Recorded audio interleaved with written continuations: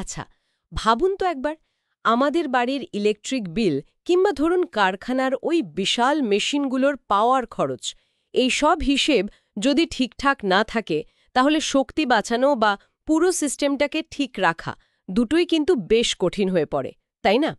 আজকের এই আলোচনাটা আমাদের একজন শ্রোতার পাঠানো কিছু তথ্যের উপর ভিত্তি করে হচ্ছে। আমরা কথা বলবো ইলেকট্রিক পাওয়ার মাপা নিয়ে, মেজারমেন্ট অফ ইলেকট্রিক পাওয়ার। বিশেষ করে দেখব এসি সার্কিটে, যেমন ধরুন 3 ফেজ সিস্টেমে পাওয়ারটা কিভাবে মাপা হয়। আমাদের মূল ফোকাস থাকবে ডায়নামোমিটার, ওয়াটমিটার আর 3 ফেজ পাওয়ার মাপার যে পদ্ধতিগুলো সেগুলোর উপর। একদম। আমাদের আজকের লক্ষ্য হবে এই সোর্সগুলো থেকে আসল কনসেপ্টগুলো বের করে আনা, এমনভাবে বলবো যাতে ইলেকট্রিক্যাল পাওয়ার মাপার পেছনের আইডিয়া আর পদ্ধতিগুলো প্রিন্সিপালস আর মেথডস সহজে সবাই বুঝতে পারে। চলুন শুরু করা যাক তাহলে। সি পাওয়ার মাপা তো আর ডিসি পাওয়ার মাপার মতো অত সোজা সাপটা নয়, তাই না? কারণ এখানে ভোল্টেজ আর কারেন্টের মধ্যে একটা ফেজ অ্যাঙ্গেলের ব্যাপার থাকে। তো এই সমস্যাটা কিভাবে সমাধান করা হয়? আমার মনে হচ্ছে ডাইনামোমিটার, ওয়াটমিটারের এখানেই একটা বড় ভূমিকা আছে। হ্যাঁ, ঠিক ধরেছেন। দেখুন, ডাইনামোমিটার ওয়াটমিটার পাওয়ার মাপার জন্য একটা বেশ পুরনো কিন্তু খুব নির্ভরযোগ্য আর কাজের যন্ত্র। এর দুটো প্রধান অংশ আছে। একটা হলো স্থির কয়েল, ফিক্সড কয়েল, এটাকে কারেন্ট কয়েলও বলে। এটা লোডের সাথে সিরিজে লাগানো থাকে। আচ্ছা। আর দ্বিতীয়টা হলো একটা চলমান কয়েল, মুভিং কয়েল। এটাকে বলে প্রেসার কয়েল। এটা ভোল্টেজে সমানুপাতিক একটা কারেন্ট নেয় আর লোডের সাথে প্যারালালি জোড়া থাকে। ও, তার অনেকটা একটা ছোট্ট মোটরের মতো ব্যাপার, যেখানে মোটরের ঘোড়াটা কারেন্ট আর ভোল্টেজ দুটোর ওপরই নির্ভর করে। একদম ঠিক তাই। যখন এই দুটো কয়েলের মধ্যে দিয়ে কারেন্ট যায়, তখন এদের ম্যাগনেটিক ফিল্ড একে অপরের ওপর কাজ করে। এর ফলে ওই চলমান কয়েলটা ঘুরতে শুরু করে, একটা টর্ক তৈরি হয়। আর এই যে টর্ক বা ঘোরার প্রবণতা, এটাই সরাসরি সার্কিটের পাওয়ারের সমানুপাতিক হয়। এসি সার্কিটের ক্ষেত্রে VI cos phi এর সমানুপাতিক। আর কাঁটাটা যাতে একটা জায়গায় স্থির হয়ে রিডিং দেখাতে পারে, তার জন্য একটা ড্যাম্পিং সিস্টেমও থাকে। বুঝেছি। কিন্তু যদি অনেক বেশি পাওয়ার মাপার দরকার হয়, যেমন ধরুন ইন্ডাস্ট্রিতে লাগে, তখন তো এই সাধারণ ওয়াটমিটারের রেঞ্জ যথেষ্ট নাও হতে পারে। রেঞ্জ বাড়ানোর জন্য কি করা হয়? সোর্সগুলোতে ইনস্ট্রুমেন্ট ট্রান্সফরমারের কথা বলা আছে, তাই না? হ্যাঁ, ঠিক। রেঞ্জ বাড়ানোর জন্য ইনস্ট্রুমেন্ট ট্রান্সফরমার ব্যবহার করা হয়। দুরকমের আছে, কারেন্ট ট্রান্সফরমার বা সিটি আর পোটেনশিয়াল ট্রান্সফরমার বা পিটি।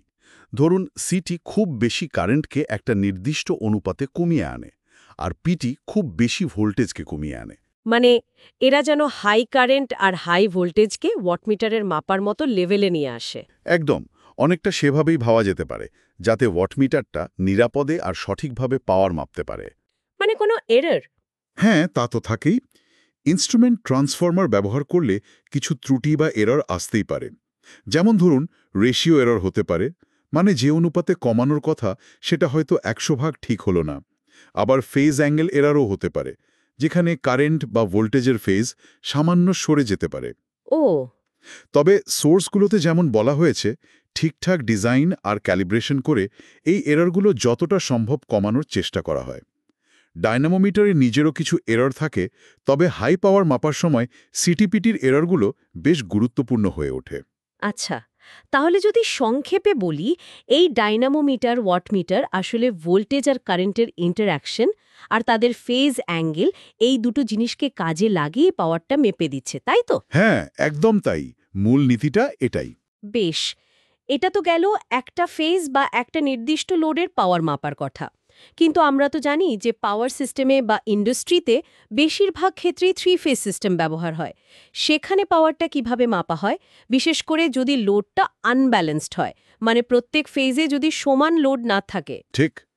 3 ফেজ পাওয়ার মাপার জন্য সবচেয়ে বেশি যে পদ্ধতিটা ব্যবহার হয় আর যেটা খুব কাজেরও, সেটা হলো 2 ওয়াটমিটার মেথড। এটা ব্লন্ডেলের থিওরেম বলে একটা নিয়মের ওপর ভিত্তি করে চলে। এর সবচেয়ে বড় সুবিধে হলো লোড ব্যালেন্সড হোক বা আনব্যালেন্সড, সব ফেজে লোড সমান হোক বা নাও হোক, দুটো ক্ষেত্রেই এটা কাজ করে। আর নাম শুনেই বোঝা যাচ্ছে এতে দুটো ওয়াটমিটার লাগে। দুটো ওয়াটমিটার কিভাবে কানেক্ট করা হয় এগুলো? কানেকশনটাও বেশ সহজ। ধরুন 3টে লাইন আছে, RY আর B।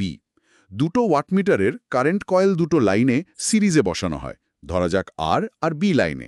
আচ্ছা। আর ওদের যে প্রেশার কয়েল দুটো, সেগুলো তাদের নিজেদের লাইন, মানে আর এবং বি, আর তৃতীয় যে লাইনটা বাকি রইল, মানে ওয়াই, তার মধ্যে কানেক্ট করা হয়। এবার এই দুটো ওয়াটমিটার যে রিডিং দেবে, ধরা যাক W1 আর W2, এদের যোগ করলেই আমরা মোট 3 ফেজ পাওয়ারটা পেয়ে যাই। মানে W total is equal to W1 plus W2। বাহ!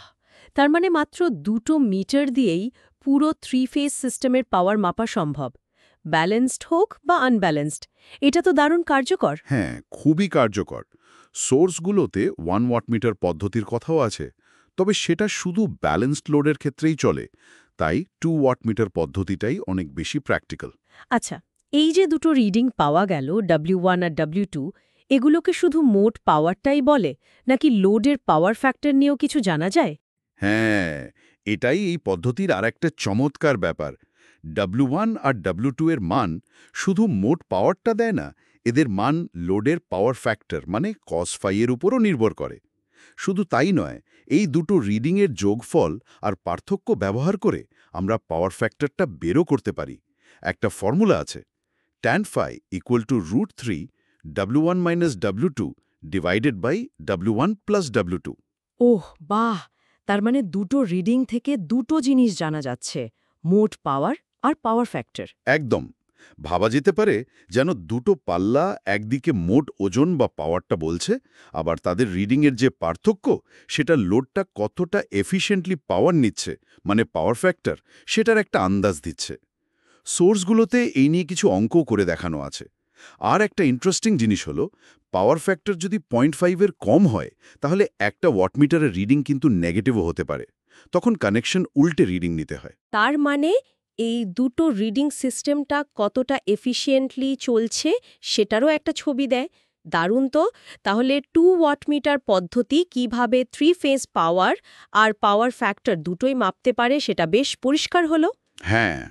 তাহলে আজকের এই আলোচনা থেকে আমরা মোটামুটি দেখলাম যে ডায়নামোমিটার, ওয়াটমিটার কিভাবে কাজ করে, তার রেঞ্জ কিভাবে বাড়ানো হয়, আর 3 ফেজ পাওয়ার মাপার জন্য 2 ওয়াটমিটার পদ্ধতিটা কতটা কাজের, কারণ এটা ব্যালেন্সড, আনব্যালেন্সড দুরকম লোডের জন্যই চলে, আর পাওয়ার ফ্যাক্টরও বার করতে সাহায্য করে। একদম ঠিক। আর আমার মনে হয় একজন ইলেকট্রিক্যাল বা ইলেকট্রনিক্স ইঞ্জিনিয়ারিংয়ের ছাত্রছাত্রীর জন্য এই বিষয়গুলো জানাটা শুধু পরীক্ষার পাশের জন্য নয়, ভবিষ্যতের জন্য খুব খুব জরুরি। মানে রিয়েল লাইফে এনার্জি ম্যানেজমেন্ট বলুন, পাওয়ার গ্রিড চালানো বলুন, বা এনার্জি এফিশিয়েন্ট সিস্টেম ডিজাইন করা, সব কিছুর গোড়াতেই আছে পাওয়ারকে ঠিকঠাক মাপতে পারা। আগামী দিনে যে স্মার্ট গ্রিড বা রিনিউয়েবল এনার্জি সিস্টেম আসছে, সেগুলোকে বুঝতে গেলেও কিন্তু এই বেসিক কনসেপ্টগুলো পরিষ্কার থাকা দরকার। সঠিক পরিমাপ ছাড়া কোনো সিস্টেমের এফিসিয়েন্সি বাড়ানো বা লস কমানো, এগুলো তো প্রায় অসম্ভব। একদম ঠিক বলেছেন। আর এই প্রসঙ্গেই আমার মাথায় একটা শেষ প্রশ্ন আসছে। আচ্ছা, ভবিষ্যতের স্মার্ট গ্রিডগুলোর কথা যদি ভাবি, যেখানে পাওয়ার জেনারেশন আর কনসাম্পশন দুটোই খুব দ্রুত বদলাবে, পাওয়ার ফ্লো হয়তো দুদিক থেকেই হবে, মানে বাইডিরেকশনাল হবে, সেখানে আরও ফাস্ট আর আরও অ্যাকিউরেট পাওয়ার মাপার টেকনোলজি কেন আরও অনেক বেশি গুরুত্বপূর্ণ হয়ে উঠবে? এটা নিয়ে কিন্তু আপনারা যারা শুনছেন একটু ভাবতে পারেন।